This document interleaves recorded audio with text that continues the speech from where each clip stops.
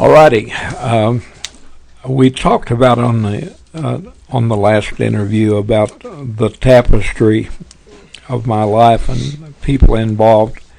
I talked about those that impacted me through the teaching of skills, different ones. I want to share. I think the second thing that impacted my life, and these three things that I'm sharing really become evident as I did the ministry at Pine Ridge. It all just began to come together. As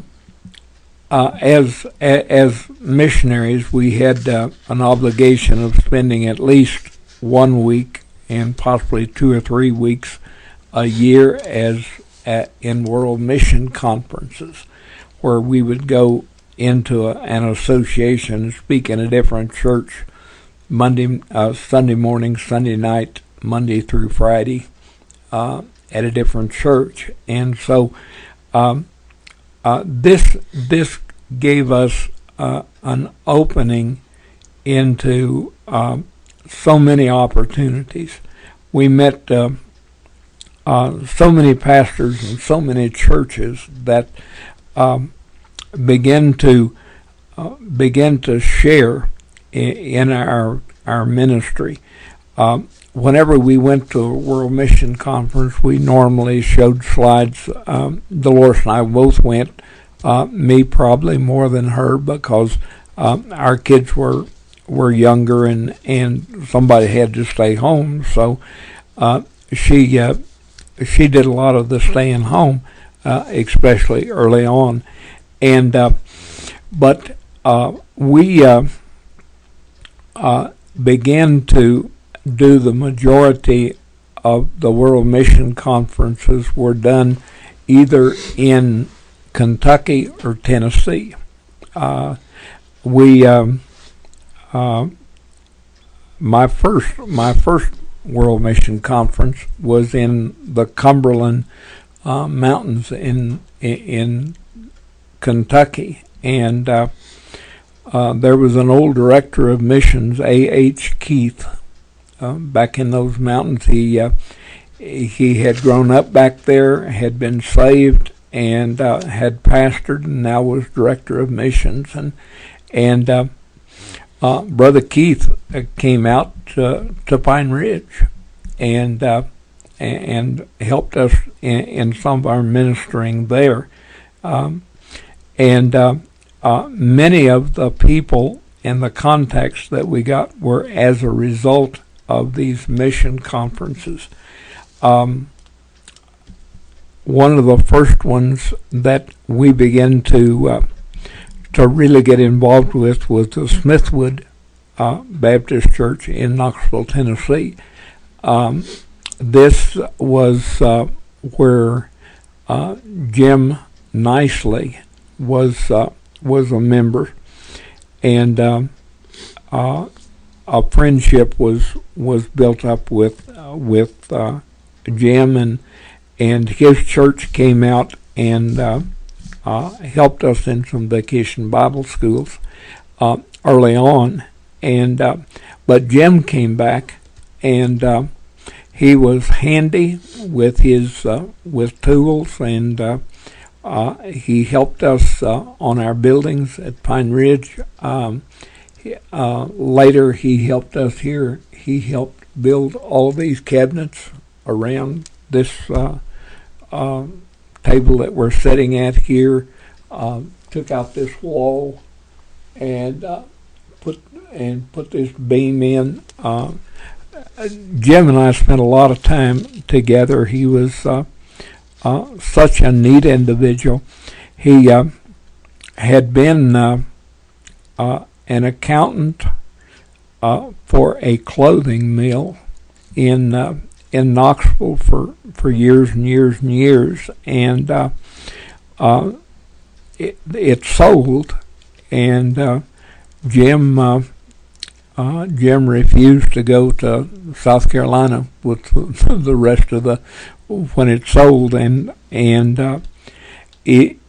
eventually ended up as going as a financial consultant for the Foreign Mission Board to Africa, and worked over there for a good long time, or several years, and he got some kind of a bug over there and nearly died. They got him back home, and he's doing pretty good now. But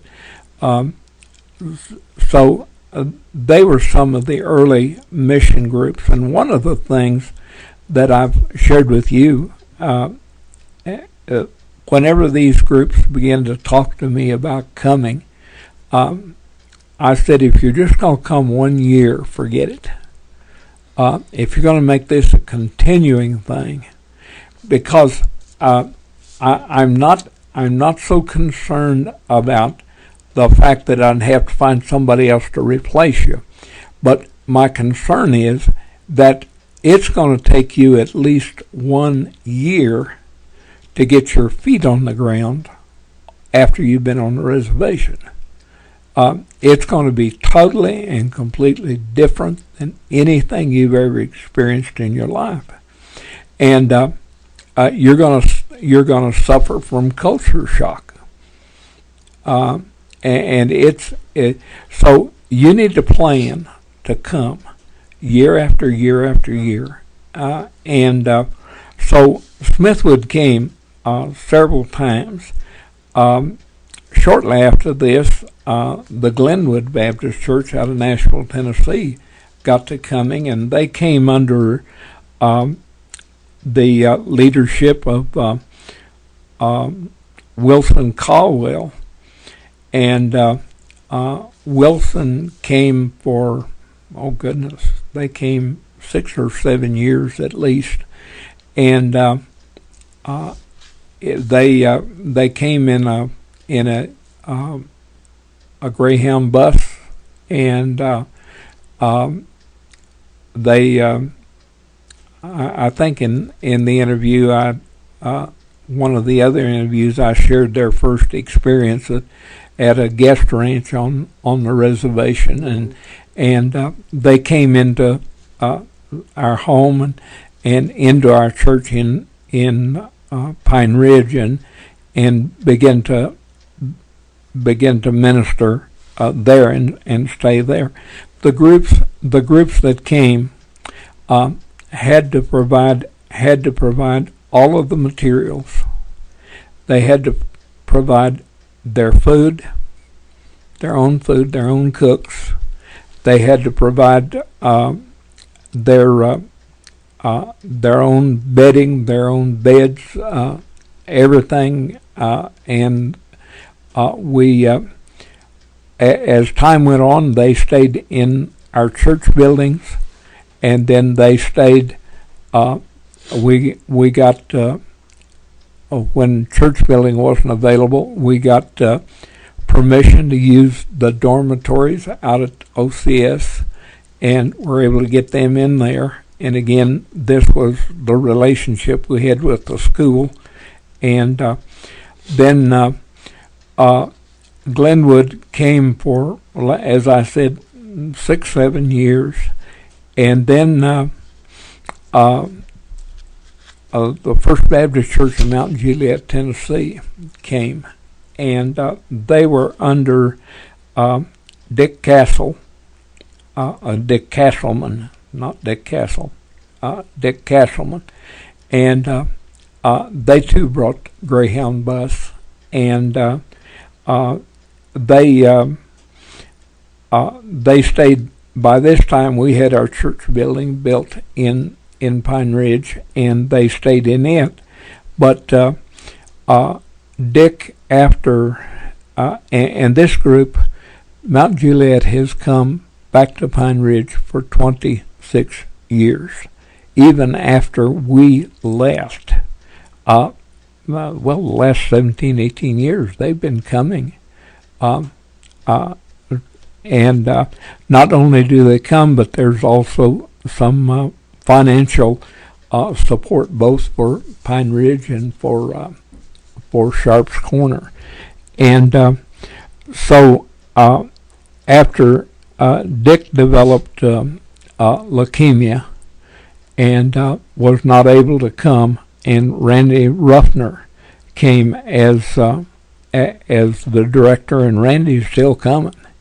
And we and of course they did Bible schools, and I've mentioned some of those schools, and it was during this time of Mount Juliet, and then the Maplewood Park out of Cahokia, Illinois, began to come, and it was during this time and on into when Eastside from Murfreesboro, Tennessee, began to come, that this began to be the high point of our vacation Bible schools. We were having 2 Bible schools in Pine Ridge, one for the north part of town, one for the south part of town.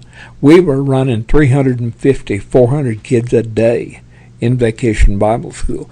Out across the reservation in Allen, in Kyle, in Manderson, in Wounded Knee, in Sharps Corner, in a shelter belt in Ogallala, we had over 800 kids a day in vacation Bible school. This was a real heyday.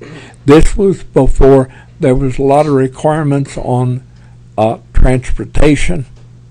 You didn't have to measure up to a lot of somehow nowadays they frown with the idea of putting 35 kids in a 15 passenger van. But we used to do that, and an old blue school bus and all this type of thing. But we were really in our heyday there, and it was before there was so many summer schools, so the kids were available, and it gave the kids a chance to get out and to be here. And these groups, Glenwood, Mount Juliet, Maplewood Park, and Murfreesboro, these groups, not only did they come do Bible schools, but the teachers and leaders wrote back to the kids and kept a yearly correspondence with them, and come to the our kids were waiting for the buses when they came. There was this much anticipation of what was happening, and it's funny, and yet it's how God worked in this thing. We got the group from Glenwood, as I said, had come for several years. Then Mount Juliet began to come, and most of the pastors did not come. Now, Mount Juliet's pastor came one time, and Billy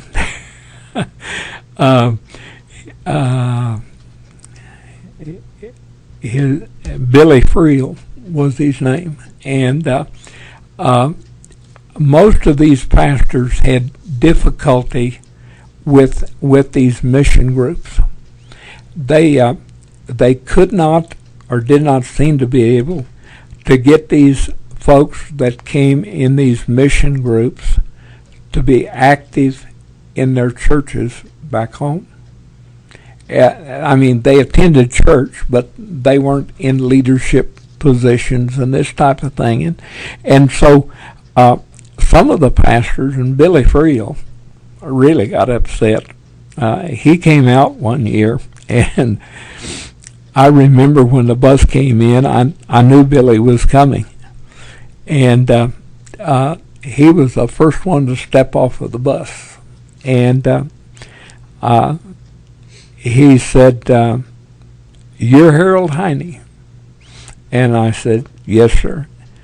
And he said, "I understand that you are the man who walks on water. But I want you to know that I brought my own bucket." And he was really cynical about, and he and I talked, and he told me, he said, I don't know what kind of control you got over my people, but he said they come and they're excited and they pay their own way. But he began to, as the week wore on, he began to see what was being done. And he became a very strong advocate of his church and of the work that they did. And these groups, as they came now, I keep mentioning Glenwood. Glenwood had a bunch of young people. All of these groups we're talking about from 35 to 50 people in these groups. They're both young people and young adults and older adults. And one of the kids that came with Glenwood in that early time was a big, tall, gangly kid by the name of Bert Claiborne. And Bert was not beautiful by no means. He was not ugly, but he certainly was not handsome. And he wore a full beard because he had a lot of pockmarks on his face, and so his beard covered that up. And he came out, he had a brother, and of course his brother was the opposite of him. Everybody loved him, and Bert was just kind of on the sideline. And they, after the first year or two, when Bert came, that first year with them, they went back, and we got a phone call from Bobby Downs, one of their workers, and she said, have you seen Bert Claiborne? And we said, no. Have you had any contact with him? And we said, no, we don't. To our knowledge, don't know any. We know who you're talking about, but we don't know anything about him. And said his parents are really upset. Said he came back and was back here a day or two, and he quit his job, and he went down to the bank and he drew all his money out, and he disappeared. And Bobby said, I would not be surprised if he doesn't show up on your doorstep. Well, sure enough, day or two, he showed up on our doorstep. And he had no explanation, no plan. And so we just opened our home up, and he stayed with us. And he stayed with us. And he stayed with us almost 2 years. And he got a job, and he was working for contractors building those big round buildings that are made out of concrete. He worked on that, and he just wanted to be. He saw something on the res, and so he got out here, and he didn't do a whole lot, but he worked, and he got among the people. If you've been around our people very much, they're the biggest panhandlers in the world, and Bert got to where he was mimicking them, and he'd come in sometime and he'd say, "Yep, I really need some money." He said, "I got to go to Rapid City. My grandmother, she's dying up there, and I need to go see my grandma." And he said, it won't take very much. He said, just $5, and I'll be able to get there. and he just go on and on and on like this. But he got involved in our work, and we impacted his life as he impacted ours, and he became a son, just like the rest of our kids, and he helped support himself. I mean, he worked, but he also helped with groceries and this type of thing. This is gonna blow your mind, but the floor in our church building here at Cascade Road is concrete. On the basement? Yep. Yeah. And Bert helped run that floor. He ran wheelbarrows down, and he got into it, and he wasn't paying attention. He didn't know what would happen, and he had on a pair of overshoes, but he got concrete down inside his overshoes, and he burnt a place about 1.5 inches wide all the way around both of his ankles. Got infection in it, had a terrible time. He was crippled around for 3 or 4 months with that burn of that concrete, and but he did that working on our church building. And here's this kid from Nashville that came out to help us in Bible school, and then came and stayed with us for a couple of years. He went back.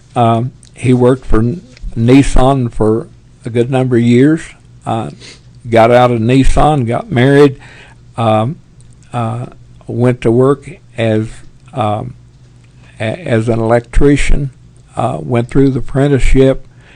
He's now a licensed, bonded electrician somewhere in the Murfreesboro area. Got a couple of kids, and we still hear from him. But he kind of grew up with our kids, and but this was the result of Glenwood back there in Nashville, Tennessee. Now there was another boy by the name of Phil Lawrence.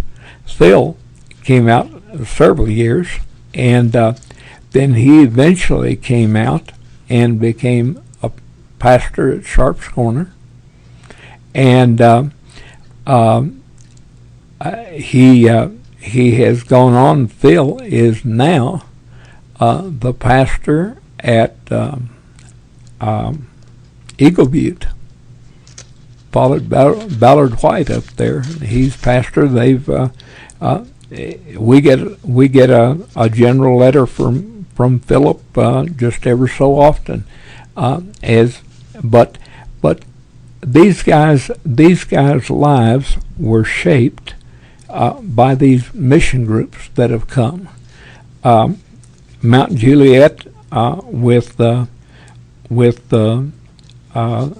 their pastor, with Billy Friel, that was so questioning as to what draw we had on people. I don't remember the name of his educational man, but his educational man was the director of their Christian day school, and he came out as the leader several years for Mount Juliet, and as a result of this felt God's call to be a missionary, and went and the last we heard, he is a foreign missionary on the Ivory Coast in Africa.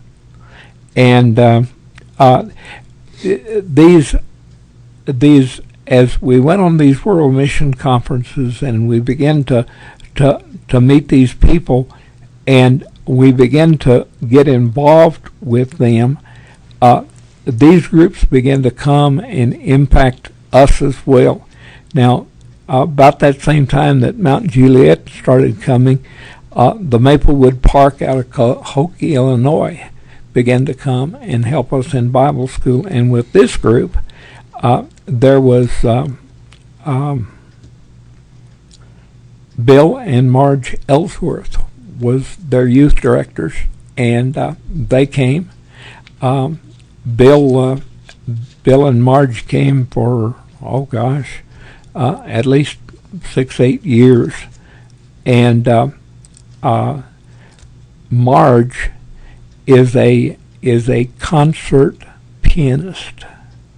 I mean, what she can't do with a piano cannot be done. And she has such a testimony. She when John Whitman was in Illinois, she played for all of the state conventions and conferences. I mean, she was, it's unbelievable. And she is the daughter of a migrant worker that was in Illinois, I think in Cahokia. But her father worked as a janitor and a handyman in a big hotel there, and somehow Marge had the run of the hotel, and of course they had a piano, and she went to banging on the piano, and there was a lady who was an excellent piano instructor, and she told Marge's dad, she said, "You have a gifted daughter here. You need to give her lessons." And so one day Marge said, "Dad took me by the hand and found this lady's house and knocked on her door and said, 'Here's my daughter. You said that you would teach her.'" Well, she did, but as she began to see what Marge could become, one day she was talking to her father, and she said, "I would like to take Marge into my home and care for her, and because she is so gifted." And Marge said that Dad got scared that they were going to take me away from him, that he rolled us up in the middle of the night and took off with us. And she said, but as a result of that, she became a tremendous pianist. Well, Bill and Marge came out and did vacation Bible schools with us for a good number of years. Eventually, after Phil was at Sharp's Corner for a while, Phil left, and who in the world should come as pastor but Bill and Marge Ellsworth? And they pastored Sharp's Corner for a year and a half, 2 years, and then came back for 6 or 8 months several times later. But see how these things are beginning to dovetail? They're just, these people are beginning to come together, and it don't stop here. About this time that Cahokia, Illinois, that Maplewood Park was coming, we began to have contact with Don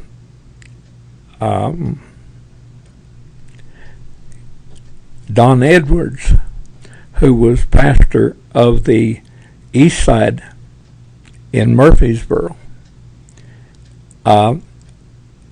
Now, what connection does he have?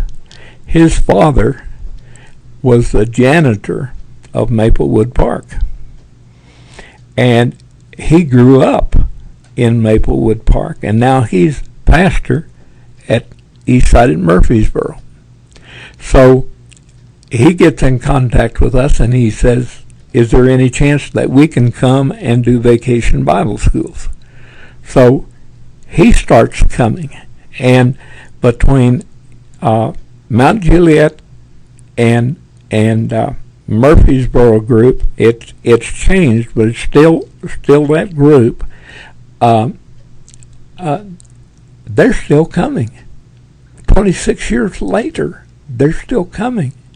And Don Edwards came out, brought out the group from Murfreesboro. They did work at Manderson. And then after Don left Eastside and went to Sweetwater, the First Baptist Church at Sweetwater, Tennessee, he still continued to bring groups. And and these have just snowballed as we came in contact with these people, and it all has not been just vacation Bible schools. I shared with you the experience that I had in a World Mission Conference in the eastern part of Tennessee. There was a rural church there, 15 miles out in the country, had their own Greyhound bus, and ran up and down those hollers and things there and they'd run 200 and 300 in Sunday school and church because of their bus ministry and because of their outreach. Well, I was in their church in a World Mission Conference, and they were my host church, so I spent quite a bit of time with their pastor, and he shared with me that the fellow that was going to take me to my speaking engagement that night, that Bart felt like that he had missed the opportunity of that the Holy Spirit just never spoke to him anymore. He told that Bart would stand during an invitation and hang on to the back of the church pews until his knuckles turned white, and but just would not turn loose. And eventually, Bart said he got to where that he listened to the messages and all of that, but the Holy Spirit just did not speak, and that he felt like that he had no chance of being saved. And his pastor was concerned about that, and he said, Bart comes to church, but he said he'll probably, as he's taking you tonight, he'll probably tell you what I'm telling you about him. And sure enough, Bart took me that night, and on our way home, he said, I wish I could give my heart to Jesus, but I just cannot do it. And so as I talked with him, I told him as I got out at the place where I was staying, I said, Bart, I said, if I really believed like you do, I said, man, I would get into every preaching service I could possibly get into. And I said, not just preaching services, but I said, preachers that are preaching the gospel. And I said, I'd get into those gospel preaching services.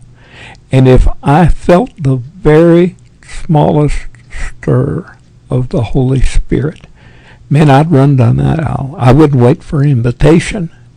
If I felt God speak to me, I would move immediately. Well, we finished up that World Mission Conference, and I had written the pastor a time or two, and so I wrote him another letter, and in this letter I asked him, I said, did Bart ever do anything about giving his heart to the Lord? And the preacher called me back, and he said, when I got your letter, Harold, he said, Bart was sitting on my divan. And so he said, when I read it, he said, I just handed it over to Bart and said, Bart, you probably ought to read this. And he said, Bart read that, and he said the tears began to come down his cheeks, and he said, Preacher, you need to share with me how to be saved. And right there in that living room that day, Bart gave his heart to the Lord. These kind of experiences that were made possible through World Mission Conferences. We had so many of these experiences. We've met missionaries, and we've met pastors, and we've met lay people that have impacted our lives in such a great way. I was in a World Mission Conference in Tennessee and met a missionary that was an agriculture missionary to Africa. And he and I got to visiting, and come to find out, he had been one of the top scientists working with Harmel Meat Company, and he had shared some of the things that they were doing in Africa and helping people be able to live better and eat better. But he and I got to visiting, and he said, well, he said, I did my doctoral work in college on old recipes. And he said, all those head cheese and those, he said, you remember that chili that used to be wrapped in not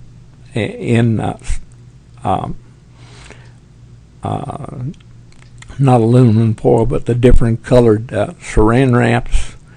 He said, all these old recipes, he said, I did a term paper on them, or I did my doctoral work on them.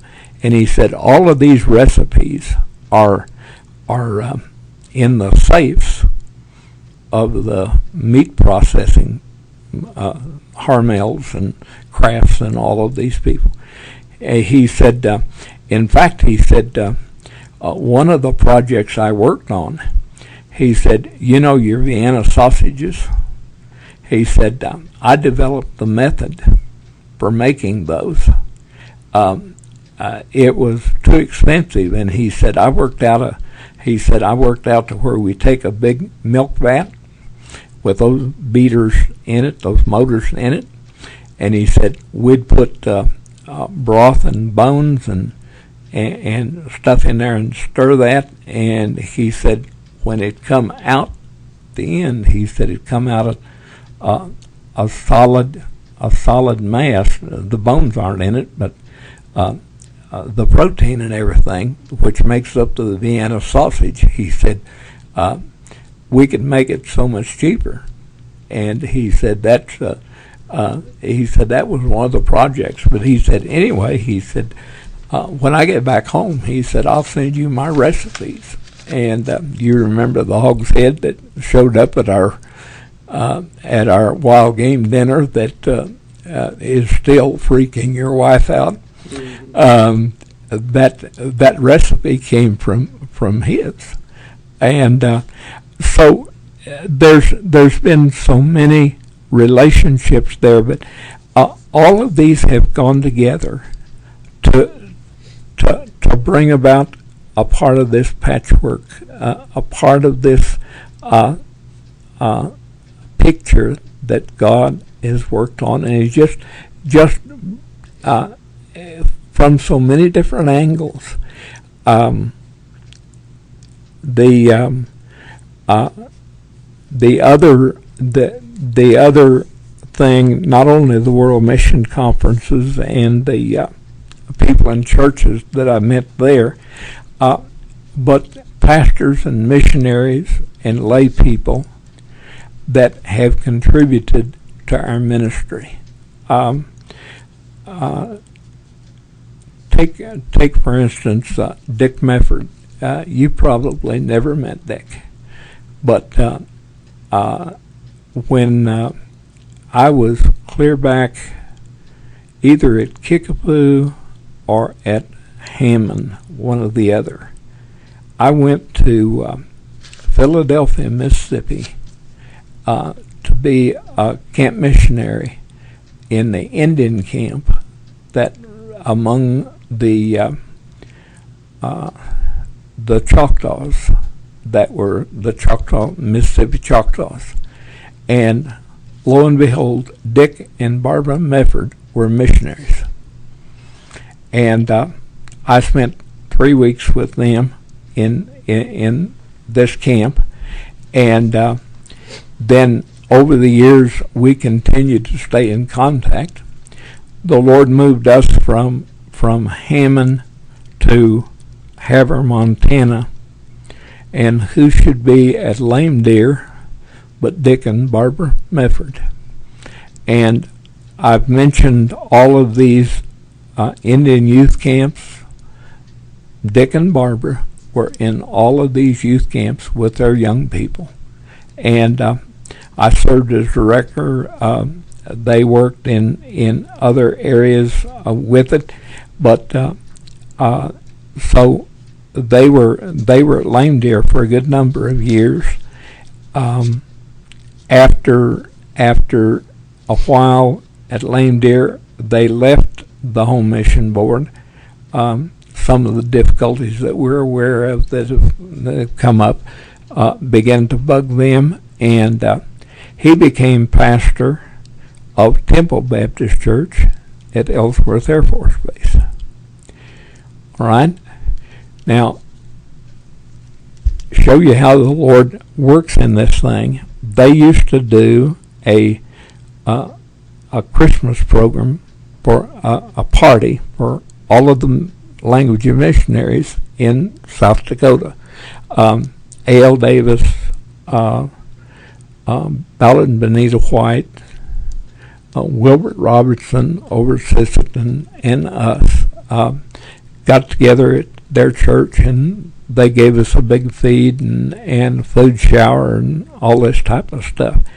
But it was out of here about the time that we were building our church building at Lakota Baptist Church that we spoke, and I talked about our need for some help in helping us put up those logs. And it was Dick's men at the Air Force Base there that volunteered. There was 2 or 3 men, 5 days a week, would come down to Pine Ridge and help us with those, put those logs up. And then once we got the logs up, they came down with about 20 men on a Saturday, and we put up all of the truss and sheeted it and got it covered with felt, and this was all from Dick and Barbara. Their relationship that started down there in Mississippi and went to Montana, and then their church in Temple got us involved in, and we couldn't have done what we've accomplished without God bringing people like this into our lives. Another individual, you probably know John Whitman. John was a member of our church here for quite a while at Cascade Road. I met John Whitman when Bill and Marge were pastor at Sharp's Corner. He had they were planning. Bill and Marge were planning to take vacation and be gone for a month. And John Whitman came out to preach for him, and John came over. They just had services on Sunday morning and on Wednesdays, and so Sunday evening, John and Mary Ruth come over to Pine Ridge and would worship with us. This friendship began to grow, and not only did we know who John Whitman was, but of course at that time he was the Brotherhood leader for the state of Illinois, and also then they began to work crews, and so John brought, it was 39 people to the res, and they came to work on our parsonage at Pine Ridge. They went in and totally painted it, put new carpet in it, put some new windows in it. They painted the interior of the church. They did work out at Sharp's Corner on the church and the parsonage. They John told me, he said, Harold, he said, we got more people coming than we've got room for them to work. Do you have anything out at your ranch that they can do? And I said, well, yeah, there's some things we can do, but I said, that's not mission work. And John told me, he said, wait a minute. He said, look, he said, we got preachers all over Illinois whose churches and church members are helping them build cabins on the lakes and meet needs of their pastors. If they're doing that type of thing for their people, we ought to be able to help a missionary with his home. So they came, and we had the post set, and they put this front porch out here, put this double door in, put the roof that runs along here over the porch, that even covers the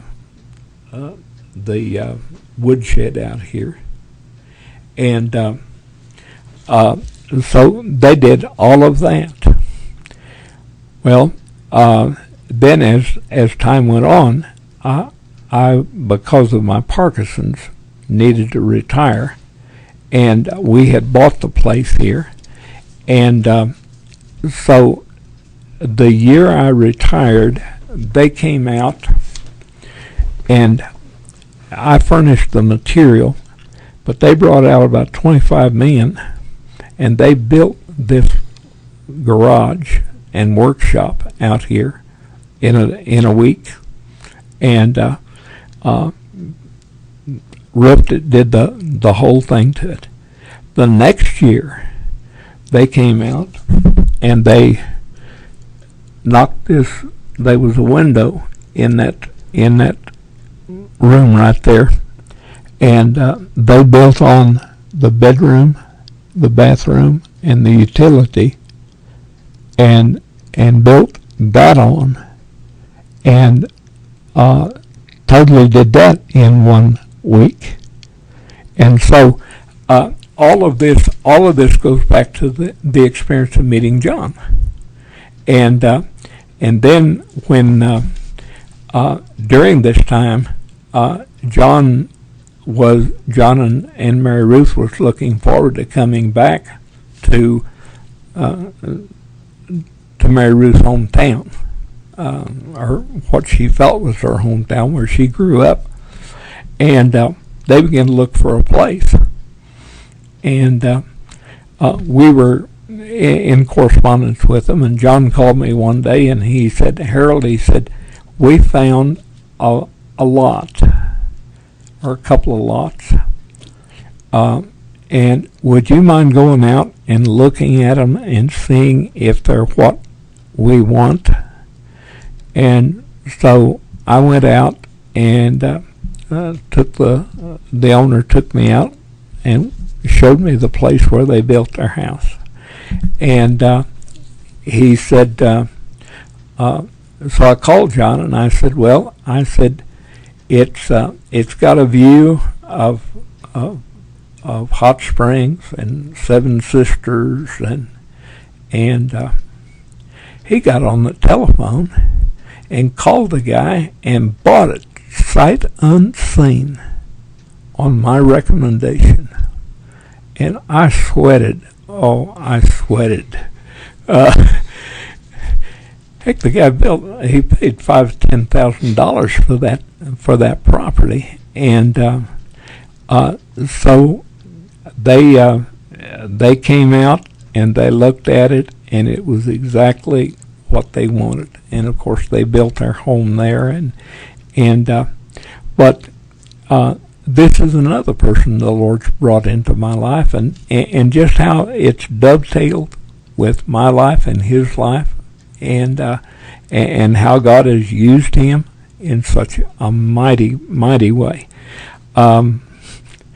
We had a missionary that came in to be the director of the language missions for North and South Dakota, Calvin and Wilma Sandelin. And Calvin came from down the New Mexico, Arizona area among the Navajos. And Calvin and I spent a lot of time together. His wife eventually died from cancer, and he remarried and went into the eastern part of the state, and we didn't spend a lot of time with him. But Calvin and I had a lot of interest together. Not so much hunting and fishing, but just a lot of interest that drew us together. And I learned from him many of the techniques and things that he had used. I was able to pick up on. There's another missionary. He came as a director of missions, and this was Lloyd Nielsen. Lloyd, I was instrumental in helping get Lloyd moved from Missouri up here, and he did such a tremendous work of working with us while we were on the res, and he got into some dispute with leadership of North American Mission Board, and was eventually lost to us as far as a leader. But Lloyd still remains to this day a very, very close friend of mine, a very, very dear friend of mine. We have such a close relationship together, almost to the extent of a father and son. And so here's another person, and of course I've mentioned again and again and again Ralph and Joyce Hamblin, that Ralph was a 7-year or an 8 or 9-year-old boy when I first surrendered to Indian mission work down in Oklahoma at Shawnee, and Ralph, when we left Oklahoma, especially out in the western, out at Hammond, Ralph and Joyce were just teenage sweethearts, and we met them at Falls Creek one time, and didn't have a lot of other relationships with them for a long time. In fact, not till Wounded Knee, we lost total contact with them. And after Wounded Knee, my my picture along with A.L. Davis showed up on the cover of the Home Mission magazine, and immediately I got a phone call from Ralph, and he was in Tennessee. I'm sorry. He was in Overland Park, Kansas, down close to Kansas City. Ralph and Joyce had married. They had 2 fine boys, and he was a deacon in a white Baptist church, and a computer operator for Ford Motor Company there in Kansas City. And so our relationship rekindled, and we kept up with them and visited with them some as we were going down to World Mission Conferences and speaking engagements and things in Tennessee. That's right through where they lived. And so but then they began to come up. They come up and helped us in some Bible schools and special things that we were doing. And by this, and they also came up to our RA camps. He brought his 2 boys, his sailboat, and they came up Sheridan Lake, and his boys were involved in our Royal Ambassador camps that I directed.